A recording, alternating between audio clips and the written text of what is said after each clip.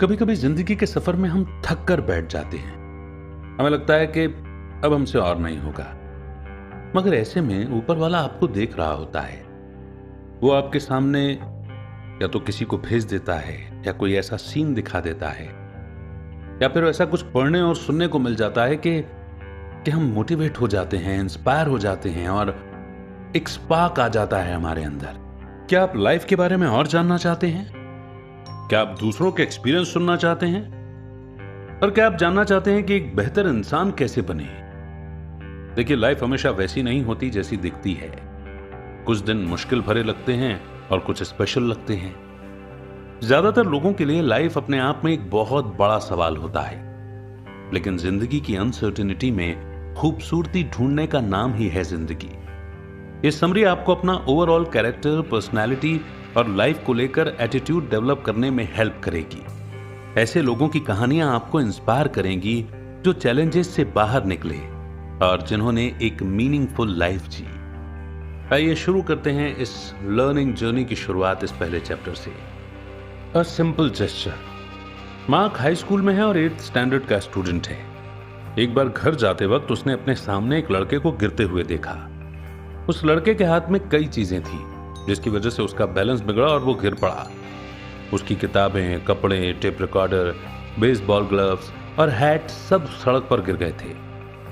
Mark ने तुरंत उन चीजों को उठाने में उस लड़के की हेल्प की। मार्क ने नोटिस किया कि वो दोनों सेम डायरेक्शन में जा रहे थे, तो उसने उस लड़के को हेल्प ऑफर की। वॉक करते वक्त दोनों के बीच में बातें होने लगी। तब मार्क को पता चला कि उस लड़के का नाम बिल था।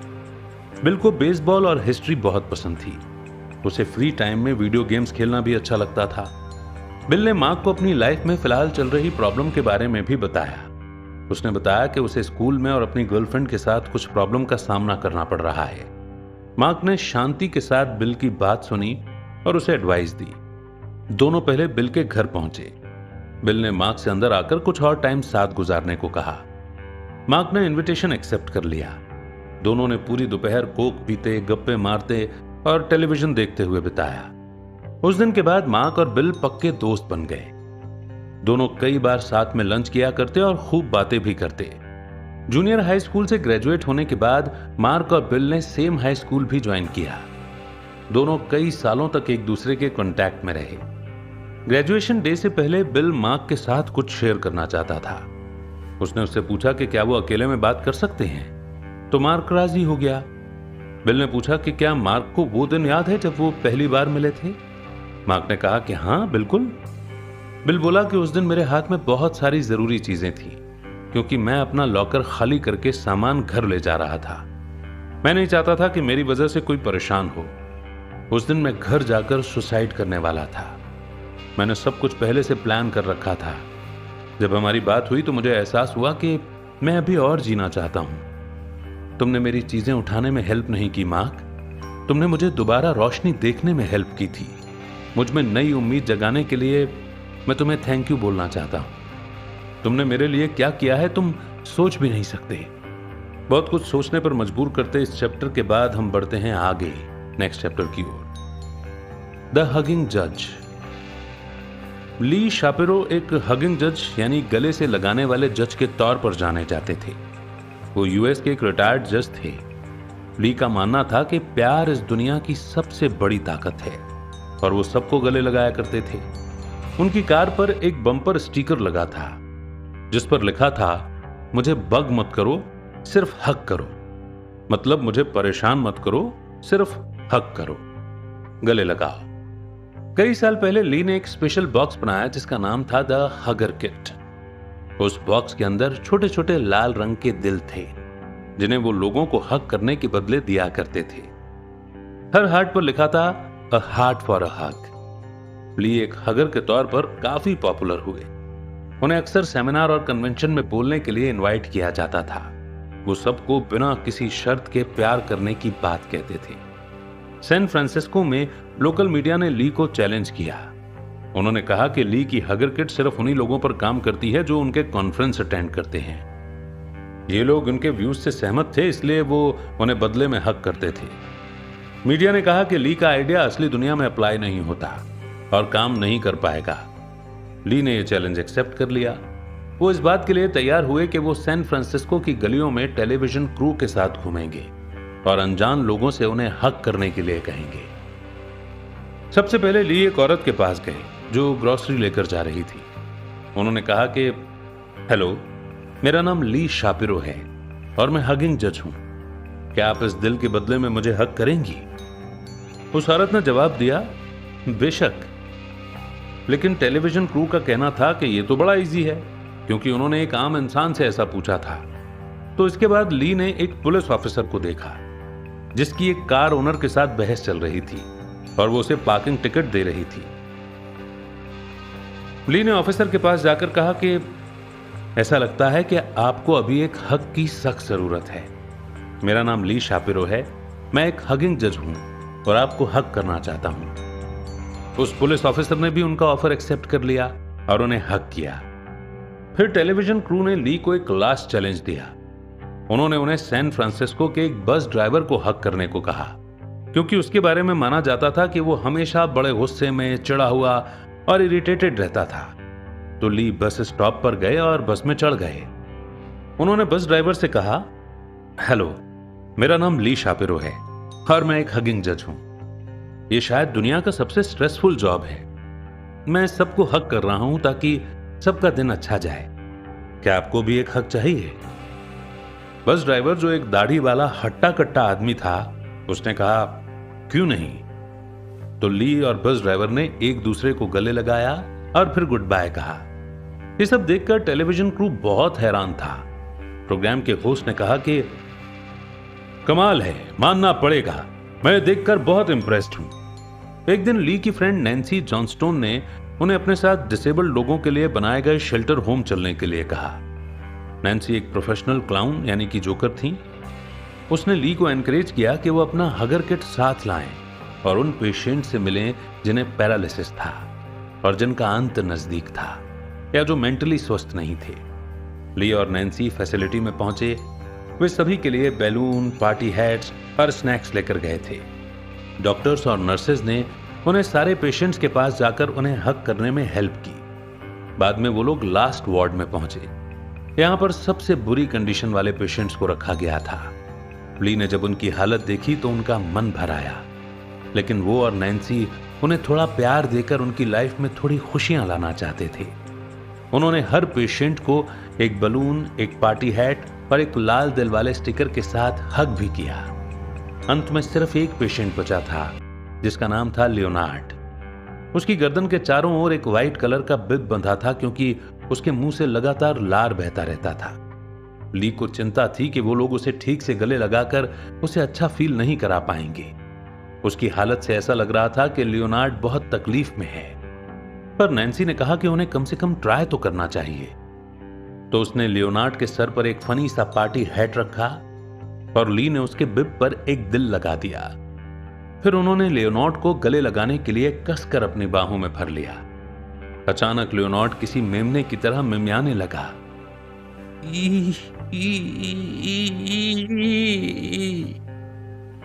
बाकी पेशेंट्स ने भी जो आइटम उनके हाथ में लगा उससे अलग अलग आवाजें निकालना शुरू कर दी। सारे डॉक्टर्स और नर्सेज दौड़े दौड़े आए। ये क्या हो रहा है? ली ने पूछा। तो उन्होंने समझाया कि ये 23 सालों में पहली बार था जब उन्होंने लियोनार्ड को मुस्कुराते हुए देखा था। गले लगाने जितना मामूली सा जेस्चर उसकी लाइफ में इतना बड़ा बदलाव ले आया था।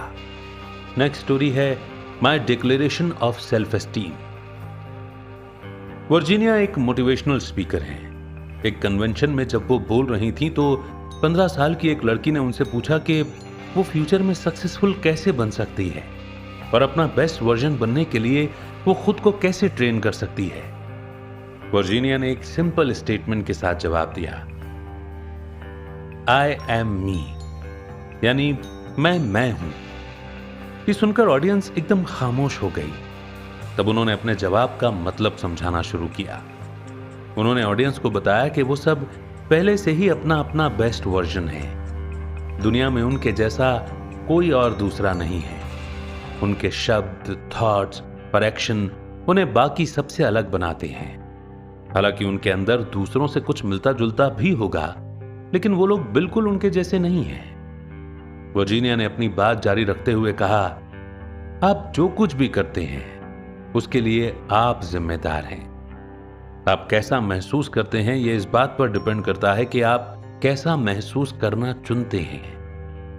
आपके द्वारा महसूस किया जाने वाला हर इमोशन, आपके द्वारा किया जाने वाला हर एक्शन और आपके द्वारा बोले गए हर शब्द की जिम्मेदारी आपकी होती है। इससे कोई फर्क नहीं पड़ता कि आप क्या महसूस करते हैं, क्या करते हैं या क्या कहते हैं। आपने वैसा ही बनना चुना है। ये सच है। आपकी उम्मीदें, आपके सपने और आपके डर सिर्फ आपके हैं। जो कुछ भी आप अचीव करते हैं वो सिर्फ आपका है। आपका मालिक कोई और नहीं बल्कि आप खुद हैं। अपने एक्शन और अपने आप पर सिर्फ आपका कंट्रोल है। आपके सिवा कोई और आपकी लाइफ कंट्रोल कर ही नहीं सकता। लास्ट में वर्जीनिया ने खुद के साथ एक अच्छा रिलेशनशिप डेवलप करने की इंपॉर्टेंस को एक्सप्लेन किया। एक फुलफिलिंग लाइफ का फर्स्ट स्टेप है खुद से सेटिस्फाइड होना। वो अपनी बात खत्म करते हुए कहती हैं, आप जो हैं सो हैं और ये बिल्कुल ठीक है। The rules for being human. Cherry नाम की एक आम औरत ने एक इंसान होने के लिए 10 रूल्स लिखे हैं। फर्स्ट रूल है एक बॉडी का होना। चाहे आपकी बॉडी किसी भी शेप या फॉर्म में हो, सिर्फ आपकी है, जो आपको एक ही बार मिलती है। आपकी मर्जी, आप चाहे माने या ना माने, लेकिन आपको यह समझना होगा कि आपको इसका कोई और रिप्लेसमेंट नहीं मिल सकता। सेकंड रूल है लेसन सीखना। लाइफ की शुरुआत से लेकर इसके खत्म होने तक लाइफ आपको हर वो चीज सिखाती है जो आपके लिए जानना जरूरी है। गलतियां होना नॉर्मल है। सेकंड रूल थर्ड रूल से कनेक्टेड है, जो है गलतियां। गलती एक ऐसी चीज है जिससे आप लाइफ में पूरी तरह से बच नहीं सकते। अगर आप इसके बारे में सोचो तो गलती जैसी कोई चीज असल में है ही नहीं।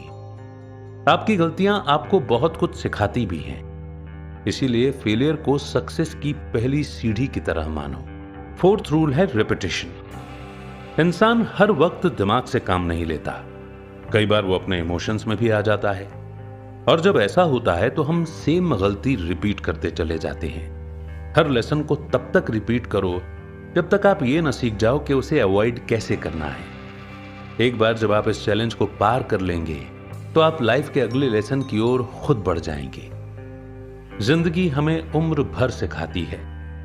आपको इतना कुछ सीखने को मिलेगा जिसका कोई अंत है ही नहीं। फिफ्थ रूल कहता है कि हमें यह बात एक्सेप्ट कर लेनी चाहिए कि लाइफ में हमेशा आपके सामने कोई ना कोई लेसन आता रहेगा। जब तक आप जिंदा हैं, आपके सामने अलग अलग चैलेंजेस और मौके आते रहेंगे। ये मत सोचो कि आगे क्या होगा, बल्कि प्रेजेंट पर फोकस करना सीखो। सिक्स्थ रूल है बात के बजाय अभी को अप्रिशिएट करना। आप एग्जैक्टली इस वक्त वहां हो जहां आपको होना चाहिए। सेवेंथ रूल दूसरों के साथ आपके रिलेशनशिप के बारे में है। लोग एक दूसरे का आईना होते हैं। वो उस चीज का आईना है जो आप खुद में देखते हैं। अगर आपका अपने साथ अच्छा रिलेशनशिप है तो आप दूसरों के साथ भी अच्छे रिलेशनशिप्स क्रिएट करना सीखेंगे। हर चीज आपके अंदर ही है। आठवां रूल है जो आपके पास है उसे अप्रिशिएट करो। आपको कहीं और देखने की जरूरत ही नहीं है। आप काबिल हैं और आपके रिसोर्सेज आपके पास हैं। हर चीज इस बात पर डिपेंड करती है कि आप अपने रिसोर्सेज कैसे यूज करते हैं। खुद पर भरोसा रखो।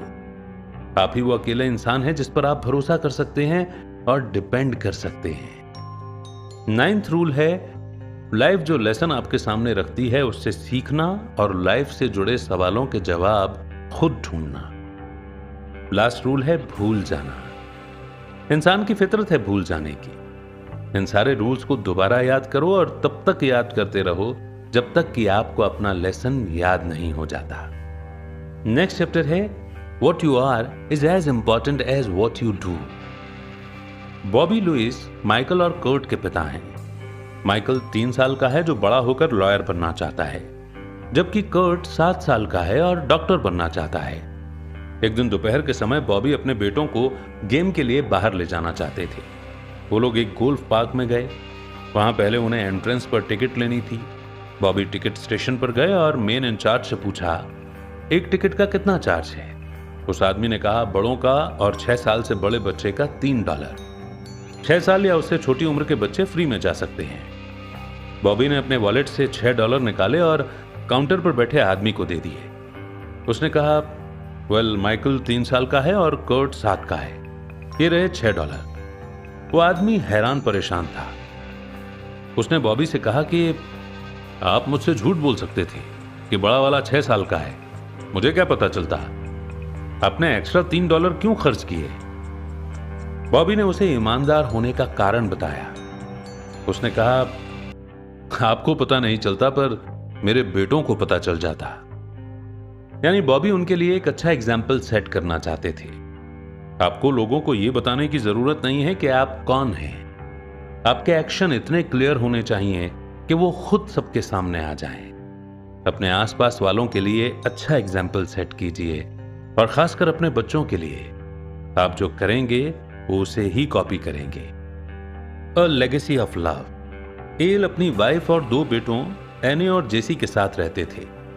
एक दिन जेसी को आधी रात में बहुत जोर से पेट में दर्द उठा। एल और उनकी वाइफ ने जेसी से कहा कि वो सोने की कोशिश करे, पेट का दर्द खुद ब खुद ठीक हो जाएगा। उन्हें लगा कि यह नॉर्मल सा पेट दर्द है जो सुबह तक खुद ठीक हो जाएगा। लेकिन रात में जेसी की नींद में ही मौत हो गई। बाद में उन्हें पता चला कि उसे गंभीर एपेंडिसाइटिस था। एल ने इस हादसे के लिए खुद को कसूरवार समझा और डिप्रेशन में चला गया। काश उसने जेसी की बात सुनी होती तो शायद वो आज जिंदा होती। जेसी की मौत के कुछ ही वक्त बाद वो और उसकी वाइफ अलग हो गए। एल के पास अब सिर्फ एनी रह गया था। एल अपने गम से उबरने के लिए शराब पीने लगा और धीरे धीरे उसे शराब की लत लग गई। कुछ सालों के बाद एल के पास कुछ भी नहीं बचा था। उसने अपना सब कुछ गंवा दिया, अपनी प्रॉपर्टी और एसेट, सब कुछ। अपने हालात से बेहद दुखी होकर एल ने सुसाइड करने का मन बनाया। फिर कुछ ही दिनों बाद एक मोटेल रूम में उसकी लाश मिली। फेमस ऑथर और स्पीकर बॉबी जी ने एल की स्टोरी सुनी। उनका मन गुस्से और दुख से भर गया। कोई लाइफ में बिना कुछ अचीव किए ऐसे कैसे अपनी जान ले सकता था? इस तरह से अपनी लाइफ को वेस्ट करने का कोई तुक नहीं बनता। जल्द ही बॉबी को एल के दूसरे बेटे एर्नी से मिलने का मौका मिला। वो बेहद काइंड और केयरिंग इंसान था। एर्नी की पर्सनैलिटी काफी इंप्रेसिव और अलग थी, कुछ ऐसी जैसे आप बॉबी ने एक्सपेक्ट भी नहीं की थी। बॉबी ने सोचा शायद एक शराबी पिता के साथ रहकर एर्नी रूड और घमंडी बन गया होगा। बॉबी कंफ्यूज थी कि एर्नी इस तरह क्यों बिहेव कर रहा था।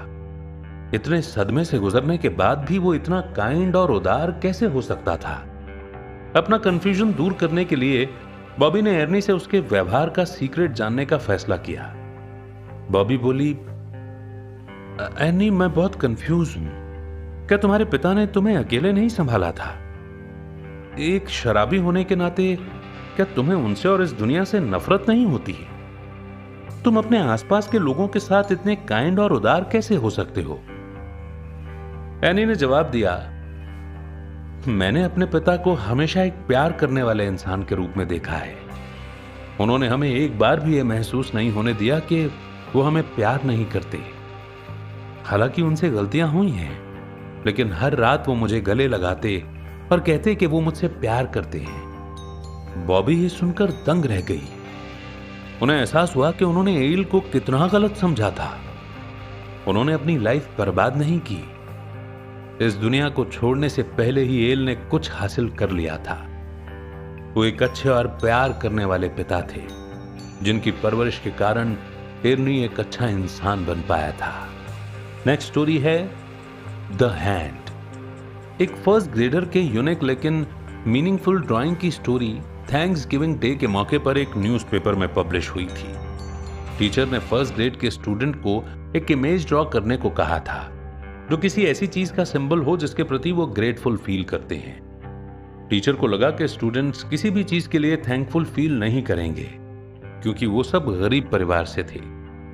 टीचर ने सोचा कि शायद स्टूडेंट्स टर्की या खूब सारे खाने की पिक्चर्स ड्रॉ करेंगे, लेकिन वो उस वक्त हैरान रह गईं जब उन्होंने डगलस नाम के लड़के की ड्राइंग देखी। उसने एक खुले हुए हाथ की एक सिंपल पिक्चर बनाई थी। पूरी क्लास इस सिंबल को देखकर हैरान थी। ये किसका हाथ हो सकता था? एक बच्चे ने कहा कि ये जरूर भगवान का हाथ होगा जो हमें खाना देते हैं। दूसरे बच्चे ने कहा कि ये एक किसान का हाथ है क्योंकि वो टर्की को पालता है। कुछ टाइम बाद जब बच्चे अपने अपने काम में बिजी हो गए तो टीचर चुपके से डगलस की डेस्क पर गई और उससे पूछा, ये किसका हाथ है? तो डगलस ने जवाब दिया, ये आपका हाथ है टीचर। टीचर याद करने लगी कि कैसे वो अक्सर ब्रेक के दौरान डगलस का हाथ पकड़ती थीं, जो एक दुबला पतला सा बच्चा था और हमेशा अकेला रहता था। आमतौर पर टीचर अपने बाकी स्टूडेंट्स का हाथ भी पकड़ती थीं, लेकिन डगलस के लिए टीचर का यह एक्शन बहुत मायने रखता था। टीचर को एहसास हुआ कि थैंक्स गिविंग का मतलब सिर्फ मटेरियल चीजों के लिए ग्रेटफुल होना नहीं है, बल्कि कई और सिंपल चीजों के लिए भी है जो हम दूसरों को दे सकते हैं। I think I can. एक दिन 5 साल का लड़का रॉकी लायंस अपनी मां कैली के साथ एक ट्रक में अल्बामा से होते हुए गुजर रहा था। आगे की सीट पर बैठे बैठे उसे नींद आ गई और उसने अपने पैर अपनी मां की गोद में रख दिए। कैली ट्रक चला रही थी।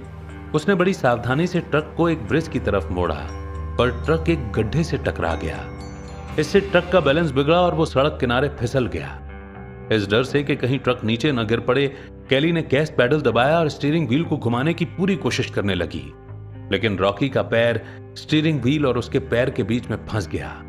कैली ट्रक को कंट्रोल नहीं कर पाई और ट्रक 20 फीट गहरी खाई में गिर पड़ा। रॉकी की नींद टूटी और उसने अपनी मां से पूछा कि क्या हुआ। कैली खून से तरबतर थी। उसका चेहरा गियर स्टिक से टकराया और उसे कई गहरी चोटें आईं। उसकी एक हड्डी उसके हाथ से बाहर लटक रही थी और वो हिल भी नहीं पा रही थी। वहीं रॉकी को एक खरोंच भी नहीं आई थी। उसने अपनी मां की मदद करने की कोशिश की। वो गाड़ी से बाहर निकला और अपनी मां को खींचकर बाहर निकालने लगा। कैली के होश खोने को थे। उसने अपने बेटे से कहा कि मुझे सोने दो, लेकिन रॉकी ने उसे सोने नहीं दिया। उसने अपनी मां को ट्रक के मलबे से बाहर निकाला। रॉकी किसी को मदद के लिए ढूंढने जा रहा था, लेकिन उसकी मां ने उसे अकेले नहीं जाने दिया। रॉकी की मां ने उसका सहारा लेकर ऊपर सड़क तक पहुंचने की कोशिश की। दोनों धीरे धीरे रेंगते हुए बढ़ रहे थे। कैली को इतना दर्द हो रहा था कि वो हार मानने वाली थी, लेकिन उसका बेटा उसे हिम्मत बंधा रहा था। रॉकी ने अपनी मां को यह कहकर एनकरेज किया कि वो the little engine that could की कहानी में उस छोटे ट्रेन के बारे में सोचे। वो अपनी मां को बार बार दिलासा देता जा रहा था। मुझे पता है मां, तुम कर सकती हो। मुझे पता है तुम कर सकती हो। जल्दी ही दोनों सड़क के किनारे पहुंच चुके थे। रॉकी उस वक्त रो पड़ा जब फाइनली उसने अपनी मां का घायल चेहरा देखा। वो पास से गुजरने वाली गाड़ियों को आवाज देकर रोकने की कोशिश करता रहा और फाइनली एक ट्रक उनकी मदद के लिए रुका। न्यूज में रॉकी की बहादुरी के चर्चे हुए, लेकिन उसके लिए यह बड़ी बात नहीं थी, क्योंकि उसने वही किया था जो ऐसी सिचुएशन में किसी को करना चाहिए था। कैली बेहद शुक्रगुजार महसूस कर रही थी और अपने छोटे से बेटे पर उसे बहुत गर्व था। अगर वो उसे हिम्मत नहीं देता तो शायद वो जिंदा नहीं होती। The 333 story. Author Bob Procter Toronto में एक वीकेंड फोरम पर गए थे जब बैरी नाम के एक शहर पर टोर्नेडो यानी कि बवंडर का कहर बरपा। इसमें कई लोगों की जान चली गई थी और बड़ी संख्या में तबाही भी हुई। वापस घर की तरफ आते हुए वो बैरी गए और वहां उन्होंने टूटे हुए घर और गाड़ियां देखी। टेलीमीडिया कम्युनिकेशन के वाइस प्रेसिडेंट बॉब टेम्पल्टन ने भी शहर में हुई तबाही का मंजर देख लिया था। वो अपने रेडियो स्टेशन से लोगों की हेल्प करने के तरीके सोच रहे थे। दूसरे सेमिनार में बॉब टेम्पल्टन ने बॉब प्रॉक्टर को अप्रोच किया और बैरी में कई लोगों की हेल्प करने की इच्छा जताई। टेम्पल्टन ने टेलीमीडिया के एम्प्लॉयज को भी अपने ऑफिस में इकट्ठा कर लिया था। उन्होंने वहां एक व्हाइट बोर्ड के ऊपर 3-3 लिखे। उन्होंने सबसे पूछा कि क्या वो सब सिर्फ 3 बिजनेस डेज में 3 घंटे के अंदर $3 मिलियन इकट्ठा करना चाहेंगे। उनके सवाल के जवाब में सन्नाटा छा गया और लोग इस पॉसिबिलिटी से इनकार करने लगे। सबको लग रहा था कि टेम्पल्टन का दिमाग खराब हो गया है, लेकिन उन्होंने कहा, मैं आपसे पूछ रहा हूं, क्या आप करना चाहेंगे? ये नहीं पूछ रहा कि हम क्या कर सकते हैं या हमें ऐसा करना चाहिए। एम्प्लॉयज ने हां में जवाब दिया। तो टेम्पल्टन ने उन तीन तीन के नीचे एक टी लिखा। उन्होंने एक साइड पर लिखा हम क्यों नहीं कर सकते और दूसरी साइड पर लिखा हम कैसे कर सकते हैं। टेम्पल्टन ने हम क्यों नहीं कर सकते साइड के नीचे एक बड़ा सा एक्स लिखा, ये डिक्लेयर करते हुए कि क्यों वो टास्क इम्पॉसिबल है, और हम कैसे करते हैं कि साइड पर उन्होंने वो सारे आइडियाज लिखे जो एम्प्लॉयज ने बताए थे। किसी ने सजेस्ट किया कि उन्हें पूरे कनाडा में एक रेडियो शो करना चाहिए, लेकिन इस बात का विरोध किया गया क्योंकि टेलीमीडिया के रेडियो स्टेशन सिर्फ ओंटारियो और क्यूबेक में थे। एक और एम्प्लॉय ने सजेस्ट किया कि उन्हें एक शो करना चाहिए जिसमें हार्वे कर्क और लॉयड रॉबर्टसन एंकर बने। दोनों कैनेडियन टेलीविजन के फेमस ब्रॉडकास्टर थे, लेकिन यह आइडिया भी पास नहीं हुआ क्योंकि दोनों टेलीविजन पर्सनालिटीज थीं, रेडियो की नहीं। फ्राइडे को मीटिंग रखी गई। ट्यूसडे तक पैरी टोर्नेडो विक्टिम्स के लिए एक स्पेशल 3 घंटे का रेडियो प्रोग्राम रखा गया। टेम्पल्टन और उनकी टीम हार्वे और लॉयड को शो पर लेकर के आए। ये शो पूरे कनाडा के 50 अलग अलग रेडियो स्टेशंस पर एयर किया गया और आखिरकार इस प्रोग्राम की वजह से पूरे देश से $3 मिलियन का डोनेशन कलेक्ट किया गया। ये स्टोरी ये साबित करती है कि आप कुछ भी अचीव कर सकते हैं अगर आप क्यों नहीं कर सकते के बजाय आप कैसे कर सकते हैं पर फोकस करना सीख जाओ। नेक्स्ट चैप्टर है the man who couldn't read. John Corcoran को डिस्लेक्सिया था। जब वो छोटे थे तो उन्हें वर्ड्स के लेटर्स इधर से उधर भागते हुए नजर आते थे। स्कूल में वो चुपचाप बैठे रहते थे और उन्हें पता नहीं होता था कि वहां क्या चल रहा है। उन दिनों कोई नहीं जानता था कि डिस्लेक्सिया एक लर्निंग डिसेबिलिटी है, इसलिए जॉन को हमेशा स्टूपिड समझा जाता था। उनके टीचर्स उन्हें हमेशा पनिश किया करते थे क्योंकि वो पढ़ लिख नहीं पाते थे। वो उन्हें मजबूर करते थे कि वो खड़े होकर ब्लैक बोर्ड पर जो लिखा है उसे पढ़कर सुनाए। जॉन खड़े खड़े उन वर्ड्स को घूरते रहते थे और अंत में उन्हें घुटन महसूस होने लगती थी। टीचर्स उन्हें हर साल क्लास में सबसे कम मार्क्स देकर पास किया करते थे। किसी के पास इतना पेशेंस नहीं था कि उनके पास बैठकर उन्हें लिखना पढ़ना सिखाते। हाई स्कूल में उन्होंने एक शॉर्ट टर्म सॉल्यूशन निकाला। जॉन ने बास्केटबॉल ज्वाइन किया और MVP बन गए। वो प्रॉम किंग भी बने और अपनी क्लास की टॉप स्टूडेंट को भी डेट किया। जब वो ग्रेजुएट हुए तो उनकी मां बड़ी एक्साइटेड थी। उन्होंने जॉन से पूछा कि अब वो कौन सा कॉलेज ज्वाइन करेंगे। जॉन कंफ्यूज थे। उन्होंने कॉलेज के बारे में कभी सोचा नहीं था क्योंकि वो पढ़ नहीं पाते थे। खैर, उन्होंने टेक्सास यूनिवर्सिटी में एडमिशन लिया और वहां की बास्केटबॉल टीम ज्वाइन कर ली। हर सेमेस्टर में जॉन अपने क्लासमेट से पूछते कि कौन से टीचर एसए के टेस्ट देते हैं। बेशक उन्होंने उन टीचर्स को चूज करने के बजाय उन टीचर्स की क्लासेस ली जो मल्टीपल चॉइस एग्जाम लेते थे। जॉन क्लास में नोट्स लेने का बहाना करते थे और अपने डॉर्म में जाकर के टेक्स्ट बुक पढ़ा करते ताकि उनके क्लासमेट्स को पता न चले कि वो पढ़ नहीं सकते हैं। जॉन डेली चर्च भी जाते थे और प्रे करते थे कि उनकी डिग्री जल्दी से कंप्लीट हो जाए। कुछ सालों बाद जॉन को अपना डिप्लोमा मिला। फाइनली वो स्कूल से ग्रेजुएट हुए, लेकिन अब क्या? जॉन को हर हालत में अपनी कमजोरी से लड़ना था। उन्होंने डिसाइड किया कि वो एक टीचर बनेंगे। हर रोज वो अपने एक स्टूडेंट को क्लास में टेक्स्ट बुक पढ़ने को बोलते। इसके बाद John multiple choice exam choose करते। वो पेपर पर एक फॉर्म रखकर जिस पर छेद बने होते थे इजीली आंसर्स चेक कर सकते थे। वीकेंड पर वो घंटों तक सीलिंग को घूरते रहते। वो काफी डिप्रेस्ड फील करते थे। फिर जॉन की मुलाकात कैथी से हुई, जो एक नर्स और स्कूल की टॉप स्टूडेंट थी। जॉन ने कैथी को बताया कि वो पढ़ नहीं सकते। कैथी को लगा कि जॉन मजाक कर रहे हैं। उसने उन्हें सीरियसली नहीं लिया क्योंकि जॉन जैसा इंसान जो खुद टीचर है, भला उसे पढ़ना कैसे नहीं आएगा। लेकिन कैथी को सच तब पता चला जब उसने देखा कि जॉन उनकी 2 साल की बेटी को स्टोरी तक पढ़कर नहीं सुना पा रहे थे। कैथी जॉन के सारे लेटर्स लिखने और पढ़ने लगी। उसने जॉन के लिए सारे फॉर्म्स भी भरे। इसके बाद 28 साल की उम्र में जॉन ने एक बैंक से $2500 का लोन लिया। वो एक दूसरा हाउस खरीद कर उसे रेनोवेट करके रेंट पर चढ़ाना चाहते थे। बाद में उन्होंने तीसरा घर खरीद कर उसे भी रेंट पर चढ़ा दिया। जॉन का रियल एस्टेट बिजनेस चल पड़ा और उन्हें अब एक सेक्रेटरी, एक लॉयर और एक अकाउंटेंट की जरूरत पड़ने लगी।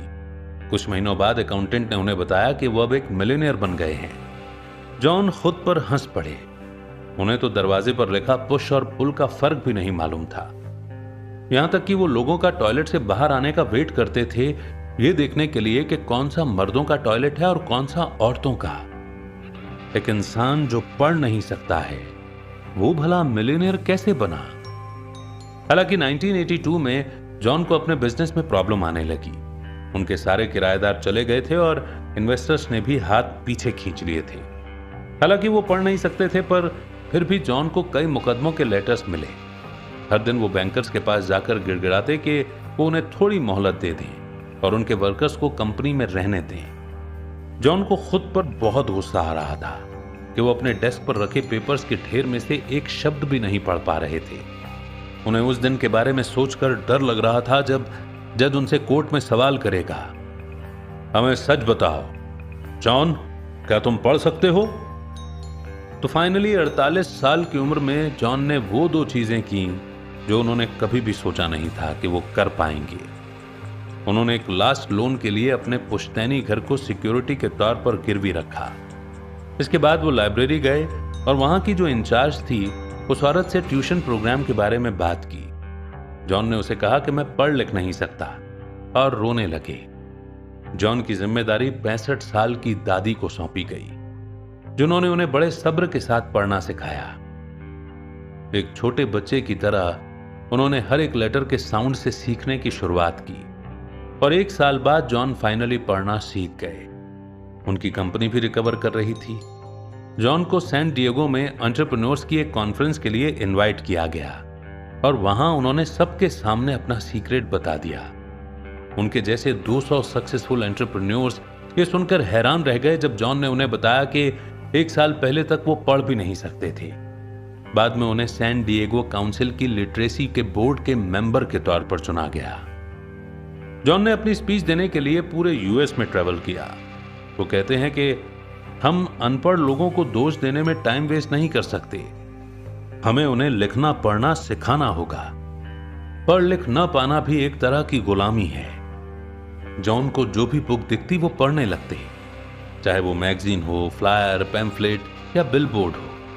वो बेहद खुश थे कि फाइनली उन्हें पढ़ना आ गया था और अब वो दूसरों को भी इंस्पायर कर रहे थे। Take a moment to really see. एक फेमस कहावत है, stop and smell the flowers. इसका मतलब है कि अपनी बिजी लाइफ से कुछ टाइम निकाल कर प्रेजेंट मोमेंट को एंजॉय करना। हमें से बहुत से लोग अपने काम और अपनी पर्सनल लाइफ की प्रॉब्लम्स में उलझे रहते हैं। हमारे माइंड में कई चीजें एक साथ चल रही होती हैं जो हमें प्रेजेंट मोमेंट को एंजॉय नहीं करने देती। जेफरी भी ऐसे ही लोगों में से एक है। एक बार वो कैलिफोर्निया में मेन रोड के बीच ट्रैफिक में फंस गया था, लेकिन उस दिन कुछ ऐसा हुआ जिसने उसे रुकने और फूलों की खुशबू लेने को मजबूर कर दिया। जेफरी काफी जल्दी में था। वो एक बिजनेस अपॉइंटमेंट के लिए जा रहा था। ट्रैफिक में फंसे हुए वो उस प्रपोजल के बारे में सोच रहा था जो वो पोटेंशियल क्लाइंट को देने वाला था कि तभी वो एक बिजी चौराहे पर पहुंचा। जेफरी ने खुद से कहा कि अगर वो स्पॉटलाइट के ग्रीन होते ही सबसे तेज गाड़ी चलाकर आगे निकल जाए तो जल्द से जल्द अपनी मंजिल पर पहुंच सकता है। उसने खुद को रेडी करते हुए पैडल पर पैर रखा, लेकिन अचानक उसकी नजर रोड क्रॉस करते एक परिवार पर पड़ी। उस परिवार के दोनों बड़े लोग जो शायद उन बच्चों के माँ बाप थे, वे दोनों अंधे थे। दोनों ने एक हाथ में छड़ी पकड़ी हुई थी और दूसरे हाथ से अपने बच्चों को पकड़े हुए थे और मां छोटे बच्चे को अपनी छाती से चिपकाए हुए थी। जेफरी ने मन में सोचा, अंधा होना कितना दुखदाई है। उन्हें यह भी एहसास हुआ कि वो पल उसके परिवार के लिए कितना मुश्किल था, क्योंकि उन दोनों को बिना देखे अपने छोटे छोटे बच्चों के साथ एक बिजी चौराहे को सुरक्षित पार करना था। उन्हें इस बात का जरा भी अंदाजा नहीं था कि उनके चारों तरफ 8 लेन में गाड़ियां चल रही हैं, लेकिन वो एक पल बेमिसाल था क्योंकि हर कोई खामोशी से उन्हें देख रहा था। कुछ लेन में लाइट ग्रीन हो चुकी थी और गाड़ियां आगे जा सकती थी, पर कोई भी अपनी जगह से नहीं हिला।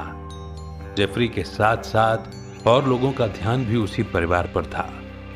कोई किसी से कुछ नहीं बोल रहा था, जैसा कि आमतौर पर बिजी ट्रैफिक में होता है जब लोग एक दूसरे पर गुस्से से चिल्ला रहे होते हैं, रास्ते से हटो या जल्दी आगे बढ़ो। इसके बजाय लोग उनसे कह रहे थे, अपने राइट मुड़ो, हां बस थोड़ा सा और। वो कपल भी लोगों के इंस्ट्रक्शन के हिसाब से अपने कदमों को संभालते हुए चल रहे थे। आखिरकार वो लोग रास्ते के दूसरी तरफ पहुंच गए। जेफरी और बाकी लोगों को यह देखकर काफी राहत महसूस हुई कि वो चारों लोग सुरक्षित थे। फिर वो लोग अपने रास्ते चले गए। जेफरी ने अपने राइट साइड वाले ड्राइवर पर नजर डाली और देखा कि वो भी यह सब देखकर काफी हैरान लग रहा था। उस वक्त उस चौराहे पर मौजूद हर इंसान बस यही चाहता था कि वो परिवार सही सलामत रास्ता पार कर ले। उस वाकये की वजह से जेफरी को अब यह याद रहता था कि उन्हें भी जिंदगी में बीच बीच में रुकना चाहिए और उस पल को जीना चाहिए। हर पल आपके जीवन में बदलाव लाने का एक मौका है। जेफरी ने इस बात को अप्रिशिएट करना सीखा कि वो देख सकता है। हम इस बात की कद्र नहीं करते कि हम देख सकते हैं, क्योंकि हम कभी न देख पाने के अंधेरे से नहीं गुजरे। लेकिन क्या आप इमेजिन कर सकते हैं कि अगर आप देख ही ना पाए तो आप एक बिजी चौराहा कैसे पार करेंगे? तब से जेफरी ने जान लिया कि जो है वो सब इसी पल में है, और वो पूरी कोशिश करते हैं कि वो प्रेजेंट पर फोकस करें और अपनी एबिलिटीज को दूसरों की हेल्प करने के लिए यूज करें। आज अभी जो पल चल रहा है उसे रियल में देखना सीखें। ऑफ कोर्स आपको कुछ ना कुछ अमेजिंग देखने को जरूर मिलेगा, क्योंकि जीवन इतने आश्चर्यों से भरा है कि आपको कभी भी चकित कर सकता है। और अब वो मोड जिसे हम कहते हैं कंक्लूजन, यानी अभी तक जिन भी स्टोरीज को हमने पढ़ा सुना, उन स्टोरीज की लर्निंग को हम यहां पर दोहराएंगे। तो फर्स्ट, आपने प्यार की ताकत के बारे में जाना। प्यार दिखाना, एक्सप्रेस करना और किसी को कुछ देना ही सबसे ज्यादा मैटर करता है। सेकंड, आपने सेल्फ लव और कॉन्फिडेंस के बारे में जाना। आपको सक्सेसफुल बनने के लिए कोई और इंसान बनने की जरूरत नहीं है। आप जैसे हैं वैसे बने रहें। गलती करना भी नॉर्मल बात है। लाइफ आपके सामने कई बार लेसन के रूप में चैलेंजेस खड़ी करेगी। आपको उनसे सीखने की जरूरत है। थर्ड, आपने पेरेंटिंग के बारे में जाना। ऐसी कोई रूल बुक नहीं है कि एक अच्छा पेरेंट कैसे बना जाए। एक इंसान होने के नाते आपसे गलतियां भी हो सकती हैं, लेकिन एक पेरेंट होने के नाते आपको अपने बच्चों के लिए अच्छा एग्जाम्पल सेट करना चाहिए। इस तरह आप सीख सकते हैं कि फ्यूचर में इसी तरह के सिचुएशन को कैसे संभालना है। फोर्थ, आपने जाना कि लाइफ में आपको जो कुछ मिला है उसे लेकर थैंकफुल रहो, चाहे वो बड़ा हो या छोटा। हम कई बार भूल जाते हैं कि सबसे इंपॉर्टेंट चीजें कई बार आंखों से नजर नहीं आती, पर सिर्फ दिल से महसूस की जाती हैं। फिफ्थ, आपने कभी हार न मानने की इंपॉर्टेंस डिस्कवर की। लाइफ में कई बार हम ऐसी प्रॉब्लम्स फेस करते हैं जिसका कोई सॉल्यूशन हमें नजर नहीं आता। हालांकि लाइफ में कुछ भी पॉसिबल है। अगर आपके माइंड में कोई गोल है तो आप आइडियाज इकट्ठा करके और एक्शन लेकर उसे अचीव कर सकते हैं। सिक्स्थ, आपने बार बार रिजेक्शन के बावजूद कभी हार न मानने के जज्बे के बारे में सीखा। लाइफ में रुकावटें हमेशा आती रहेंगी, फर्क इस बात से पड़ता है कि आप उन्हें कैसे हैंडल करते हैं। लास्ट में आपने यूनिवर्सल विजडम के बारे में जाना। दुनिया भर में लोगों में कई अलग अलग तरह के फर्क देखने को मिलते हैं। ये फर्क लैंग्वेज, रिलीजन, कल्चर और बिलीव्स के बेसिस पर हो सकते हैं। हालांकि काइंडनेस एक यूनिवर्सल लैंग्वेज है जो हर कोई समझता है। आपने ये भी जाना कि कैसे काइंडनेस का एक छोटा सा जेस्चर दूसरों की जिंदगी में बदलाव ला सकता है।